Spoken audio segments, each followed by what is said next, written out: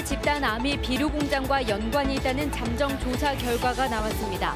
다음 주 최종 결과가 나오는데 과제도 적지 않습니다.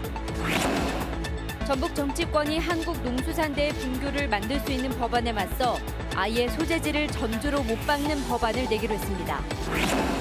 CJ 대한통운 택배노조가 대리점의 수수료 공개와 인하를 요구하며 부분 파업을 벌였습니다. 김제한 농촌마을에 각종 혐오시설들이 줄줄이 들어서면서 주민들이 큰 고통을 겪고 있습니다. 시청자 여러분 안녕하십니까? JTV 8시 뉴스입니다. 익산 장전마을 주민들의 집단암이 인근 비료공장 때문이라는 의심이 수년째 이어져 왔는데요. 실제로 이 비료공장이 영향을 미친 것으로 보인다는 잠정조사 결과가 나왔습니다. 다음 주 최종 결과가 나오는데 과제도 적지 않습니다. 김진영 기자의 보도입니다. 집단 암 발생으로 고통을 받아온 장전마을 주민들은 비료 공장을 가장 크게 의심해 왔습니다. 담뱃잎 찌꺼기인 연초박을 적법하지 않게 처리해 유독성 발암물질을 수년째 배출했고 폐기물도 불법 매립해 지하수까지 오염시켰다는 겁니다. 실제로 지난해 12월 전수조사 결과 이 같은 주장을 뒷받침하는 정황들이 속속 드러났습니다. 양질의 토양이 아니고 시커먼 흙이 확인할 수 있잖아요. 그리고 냄새도 악취도 기름 냄새가 나기 때문에 뭔가 관련된 그런 찌꺼기들이 이렇게 유입되지 않았느냐. 심증은 있어도 아직까진 인과관계가 뚜렷하지 않았던 상황. 환경부 의뢰를 받은 환경안전건강연구소가 길고 오랜 논란에 마침표를 찍었습니다.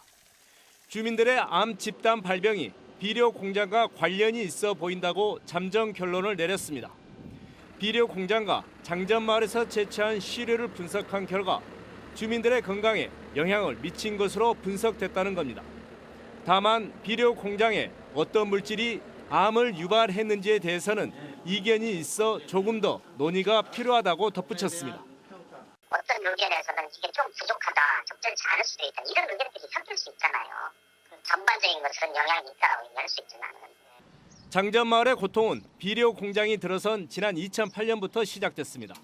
주민들이 암으로 하나둘씩 쓰러지더니 10년 만에 암 환자가 무려 30명에 이르렀고 이 가운데 17명이 숨졌습니다. 주민들은 뒤늦게나마 집단 암의 원인이 드러난 것에 크게 안도하고 있습니다.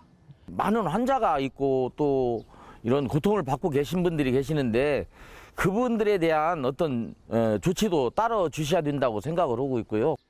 환경부는 오는 20일 주민 설명회를 열고 장전마을 주민 건강 실태 조사의 최종 용역 결과를 확정 발표할 예정입니다. JTV 뉴스 김진영입니다. 지난 2016년에 전북 혁신도시로 옮겨온 한국농수산대학에 분교를 만들 수 있다는 법안이 발의돼 논란인데요.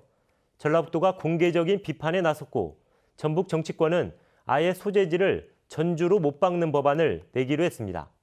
권대성 기자입니다. 전라북도는 그동안 한국농수산대학 분교 설치 주장에 대해 공개 대응을 자제해왔습니다.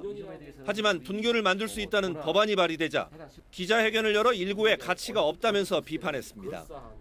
농수산대 쪼개기 시도라면서 농수산대는 물론 혁신도시의 정체성을 흔드는 행위로 규정했습니다.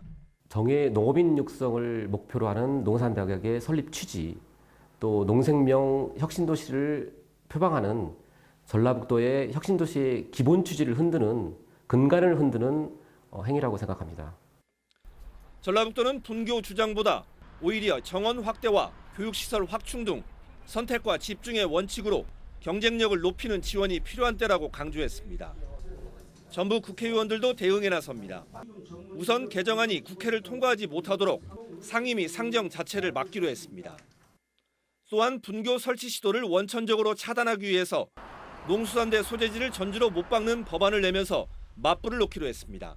절대 묵과할 수 없는 일이다라고 생각합니다. 농수산대학 소재지를 전북, 전주로 명확히 해야 한다는 법안 발의를 또 할 예정입니다. 전북 국회의원들은 농수산대 분교 설치 법안의 부당함을 알리기 위해 오는 17일 국회에서 기자회견을 여는 방안도 추진합니다. JTB 뉴스 권대성입니다. 택배기사들이 한 건을 배송하고 나면 불과 700원 정도를 손해에 줍니다. 기사들은 대리점이 떼가는 수수료가 지나치게 많고 불투명하다며 불만인데요. 국내 최대 택배 회사인 CJ 대한통운의 일부 택배 기사들이 부분 파업에 들어갔습니다. 주혜인 기자입니다. 올해로 13년째 CJ 택배 기사로 일하고 있는 홍성구 씨. 작은 소포부터 과일 상자까지 하루에 배달하는 택배만 400개에 이릅니다. 보통 빵, 우유 아니면 초코바 그게 제일 빠르니까요. 움직이면서 먹을 수 있으니까. 시간 안에 배달하기 위해 계단 수백 개를 오르내리고 택배를 서너 개씩 등에 지고 다니는 일도 다반사입니다. 이렇게 한 개를 배달하고 받는 돈은 700원. 택배 기사들은 CJ 대한통운과 대리점, 기사로 이어지는 흐름 속에서 대리점이 중간에서 수수료로 월급의 20%에서 많게는 38%까지 가져가기 때문이라고 말합니다. 전북 CJ 택배노조조합원 140여 명은 대리점이 수수료 비율을 13%로 줄이고 기사들의 월급 내역도 공개해야 한다며 오늘 오전 4시간 동안 부분 파업을 진행했습니다. 대리점에서 수수료를 얼마를 가져가고 저희한테 얼마를 지급해 주는지 그 부분에 대해서 명확하게 공개가 된 적이 한 번도 없습니다. 하지만 전주의 한 대리점은 수수료 비율을 줄이면 운영 자체가 어렵고 내역을 공개하지 않는 건 일부 대리점의 문제라고 말합니다. 대리점에서 운영을 하는 원가를 계산하면 80, 4% 정도 나가는 게 어느 정도 적당한데 그렇게 못하겠다 이거 반대로 알고요. 하지만 CJ 대한통운 도내 대리점의 70%는 수수료 내역을 공개하지 않는 상황. 노조 측은 CJ와 대리점에서 요구사항을 받아들일 때까지 부분 파업과 집회를 이어갈 계획입니다. JTB 뉴스 주혜인입니다. 한 농촌 마을에 각종 혐오 시설이 줄줄이 들어서면서 주민들이 큰 고통을 겪고 있습니다. 주민들은 악취와 먼지로 인해 일상생활조차 어렵다며 대책을 호소하고 있습니다. 나금동 기자가 보도합니다. 김제시 백구면 반월마을 주민들이 일손을 놓고 거리 시위에 나섰습니다. 마을에서 불과 100여 미터 떨어진 폐비닐 재활용 공장에서 나오는 악취를 더 이상 참을 수 없다는 겁니다. 공기청정기 없이는 살 수가 없는 거예요. 이 업체 때문에. 막 잠을 못 자겠고 스트레스 때문에 너무 머리가 아프고 막 구역질 나오고 눈이 시리고. 폐비닐 공장뿐만이 아닙니다. 이 공장 바로 옆에는 특장차 수리점, 건너편에는 폐기물 처리장, 페인트 도색 공장까지 줄줄이 늘어서 있습니다. 고철이 쌓이면서 고철 가루가 막 날라오는 거야. 그래가지고 이 옥토 같은 밭에다가 채소를 다 심어서 먹어요. 근데 김장 끓이고 뭐시고 전부 이 김장을 못 해먹고 다 사다 먹는 거야. 7년 전부터 업체들이 하나둘 들어서더니 아예 밀집 단지화한 겁니다. 주민들이 이미 3, 4년 전부터 김제시와 업체들에게 대책을 요구해왔지만 달라진 건 전혀 없습니다. 당국은 현장 확인을 했지만 기준 미달이라는 이유로 아무 변한 것이 없습니다. 근데 우리가 요구하는 것은 공장을 다른 데로 이전해달라는 것. 김제시가 뒤늦게 업체들과 공장 이전을 논의하기로 했지만 이전 비용 문제 등으로 해결책이 나올지는 의문입니다. 검토를 하기 위해서 그 회사 차원에서 시청에다가 그 면담을 요청을 하신 거고요.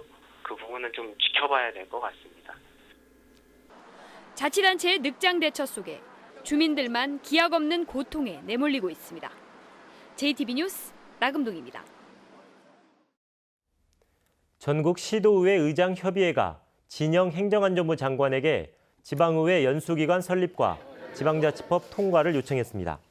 시도의회 의장협의회는 현재 지방의회들이 국회 의정연수원과 지방자치인재개발원에서 교육받고 있다며 지방의원의 전문성을 보다 강화할 수 있도록 연수기관 설립에 나서달라고 말했습니다.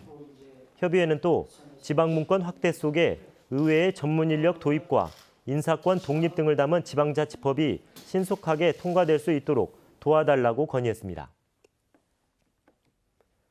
도내 내수면 양식어가의 생산성이 전남의 40%에 불과한 것으로 나타났습니다. 지난해 도내 양식어가들은 252헥타르의 내수면에서 999억 원어치를 생산해 헥타르당 4억 원가량의 소득을 올렸지만 전남의 양식어가들은 10억 원에 육박해서 생산성이 40% 수준에 머물렀습니다. 이는 전남에선 대부분 뱀장어를 양식하는 반면 도내에서는 상대적으로 값이 싼 향어와 메기, 미꾸라지 등을 주로 생산하기 때문이어서 서둘러 고소득 어종의 생산 여건을 마련해야 할 것으로 보입니다. 최근 중국에서 북한으로 확산된 아프리카 돼지열병은 예방 백신과 치료제가 없고 치사율이 100%에 이르는 가축 질병입니다. 돼지 농장과 방역당국에서는 아프리카 돼지열병을 차단하기 위해 총력을 기울이고 있습니다. 보도에 정원익 기자입니다. 돼지 만여 마리를 키우는 농장입니다. 사람은 물론 차량도 소독을 마쳐야 비로소 농장에 들어갈 수 있습니다. 일주일에 한 번이던 농장 전체 소독은 지난 3월부터 2번으로 늘어났습니다. 아프리카 돼지 열병을 막기 위해서입니다. 직접 만나는 것은 이제 상당히 좀 부담스럽고요. 전화 통화를 할 때는 상당히 서로들 걱정들 많이 하고 있습니다. 돼지 열병이 왔을 때는 산업 자체의 근간이 흔들릴 수 있기 때문에 전라북도와 14개 시군은 돼지 농장 802곳에 전담 공무원을 지정해 일주일에 2차례씩 현장 점검을 하고 있습니다. 외국인 근로자가 있는 201곳의 농장은 절대로 고국에서 축산 가공품을 받지 않도록 교육하고 남은 음식물을 돼지 먹이로 주는 농장 2곳은 반드시 가열하도록 지도하고 있습니다. 농장을 방문해서 예찰과 함께 예방 교육을 병행하고 있습니다. 국내에 아프리카 돼지열병이 발생되지 않도록 저희가 철저하게 방문 및 점검을 강화하고 있는 상황입니다. 아프리카 돼지 열병은 아직까지는 국내에서 발병하지 않았습니다. 하지만 중국에 이어 몽골과 북한에서 발병하고 지난 4월 군산항으로 들어온 중국 여행객의 피자에서 바이러스가 검출되기도 해 농장과 방역당국이 더욱 긴장하고 있습니다. JTB 뉴스 정원익입니다. 전주 갱리단길과 군산 음파 유원지 등 방문객이 몰리는 41개 도내 주요 관광지에 무료 와이파이가 설치됩니다.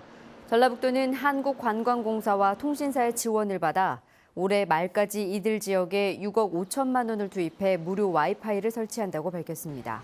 지난해에는 전주 서학동 예술마을과 군산 선유도 해수욕장, 장수 방화동 가족 휴양촌 등 39개 관광지에 무료 와이파이가 설치됐습니다. 전북교육청이 내일과 모레 서울 주요 대학과 전북권 대학에 대한 입시 설명회를 개최합니다.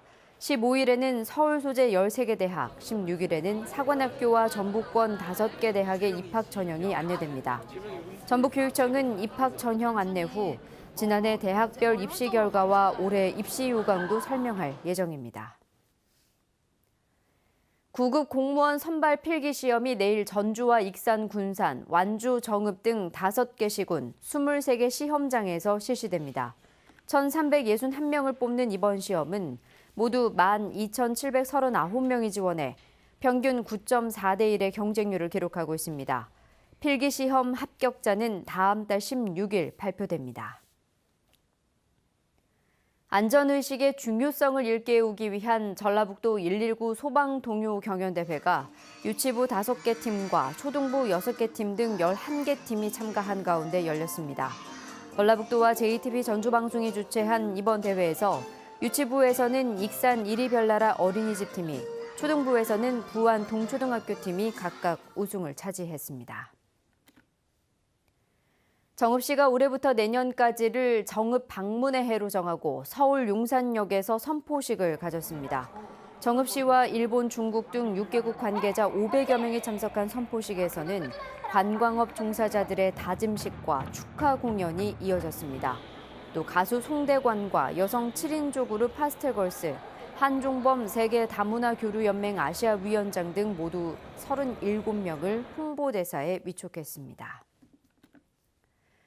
오늘 오전 11시쯤 부안군 하서면의 한 자동차 전용 도로에서 47살 오모 씨의 승용차가 맞은편 25톤 덤프트럭과 충돌했습니다.